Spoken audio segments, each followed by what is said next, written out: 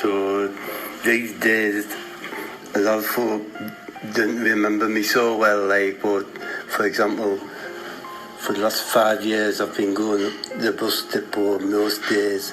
It's very colourful up there, and there's lots of banter between the crew and mechanics and the lasses in the office. I sit on the lower wall, like outside, and I can hear most of what's going on through the big double doors. Keeps me company while I eat me chicken wrap. But the faces have changed now. Most of the guys my age have moved on, really. Sometimes when they see me, they shut the doors rather than invite me in. Years ago, they used to let me heat me chicken wrap up in the microwave, but that's stopped now. I mean, it's okay cold. I do my weekly shop down at Asda. Sliced white, baked beans, margarine, ambrosia cream rice, evaporated milk, bunch bananas, tinned ham for a sandwich, like, eggs for hard-boiled egg, rich tea biscuits, some ice cream for the weekend, you know. Then I just grab a load of ready meals. The wife doesn't like to cook these days since, she rejected Jesus. I wake up early nearly every day, go downstairs, watch some of the TV shows I used to watch with my boy when he was young, and I've noticed I pick my nails quite a lot these days. The downpipe on the shed's leaking at one of the joints. I got a new sofa the other day, corduroy material, grey. The wife has took the corner facing the TV, so I generally just sit on a little stool that my boy used when he had his supper in front of the telly, I go down my local most nights. The bar that I always drink in has been turned into a restaurant, but there's still 4 or 5 seats at the actual bar. It's okay, but as soon as the restaurant fills up, feels like I'm getting in the way, so I drink up and head home. Did I tell you that ever since the neighbour moved in out near, this knocking at night seems to be coming from the loft, but as soon as I go to investigate, it seems to stop.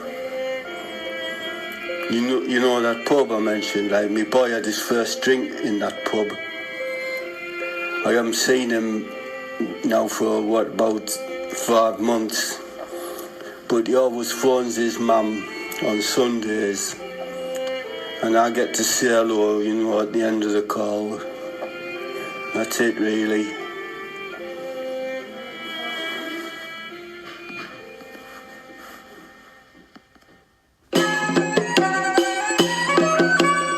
Make me wait at the VIP entrance. Just go to my seat. Match, and there's no one next to me, but just as the match starts, Peter Beardsley sits down next to me, right?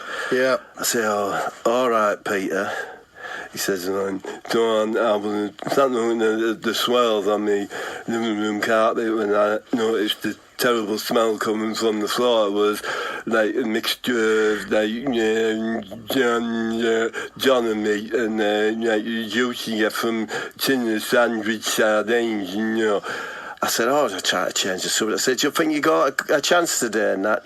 He said, so I went into the cupboard on the stairs where there's no carpet, so I can get easy access, and lifting up my floorboard using a massive spoon that me and my son used to play garden football. Can't use a garden, can't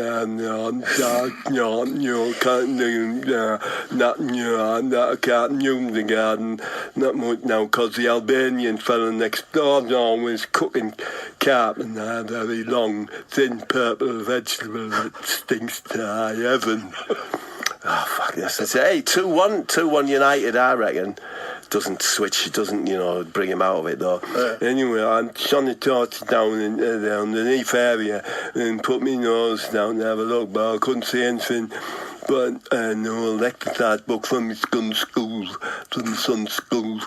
I picked it up and I saw it written on the cover, things like Sunbed Ragu, I love Wendy Thomas and that, and the only thing inside the book was a little poem that he'd written. He said, "Please don't judge me by my dad. Whatever I am, I'm not that sad. Please don't compare me to him. Whatever I am, I'm not that man." So that made me really upset. So I just went back there staring at the carpet, like, and eventually the smell faded as I got used to it, and I was able to enjoy the swells. I thought for a moment I saw the face of Jesus, but I won't tell my wife now because she's gone right off him. So I wanted to watch the match, Andy. Christ so I'd had almighty. enough of this, so I went up the back bit and went behind the glass, you know what I mean? So I could, well, it was a decent game. Yeah, Peter Beardsley sent me one of his stories, one of his, I don't know what he calls them, an update, something like that. Right. So I'll play that for you. Please do. Oh, we must have been next to his clock. Yeah. Oh, here we go. No, I'm just back from Mortimer today. I got a static caravan there.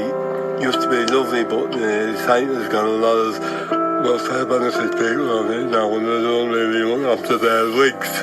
You know, I've got a few sculpture pieces I got from my garden centre outside my rig. A lion on its back legs holding a spade. A princess, beautiful princess, lowering a bucket into a well, like a little group of kids doing ring, ring, ring, a ring, a ring of roses. And a nice chicken wrap in the car on the way back, you know. The chicken was nice and lumpy, really lumpy, lovely lumps in it, you know. Not them thin slices, like. I did have a massive frog that spat water out like a fountain, but the pump started making a whiny noise and packed up.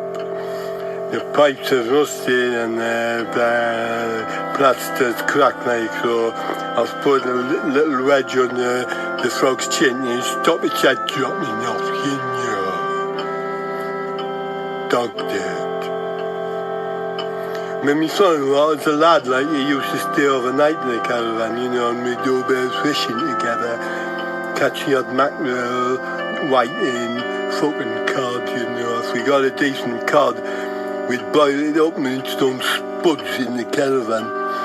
Must be 30 years since, you know, me and the lad last went fishing.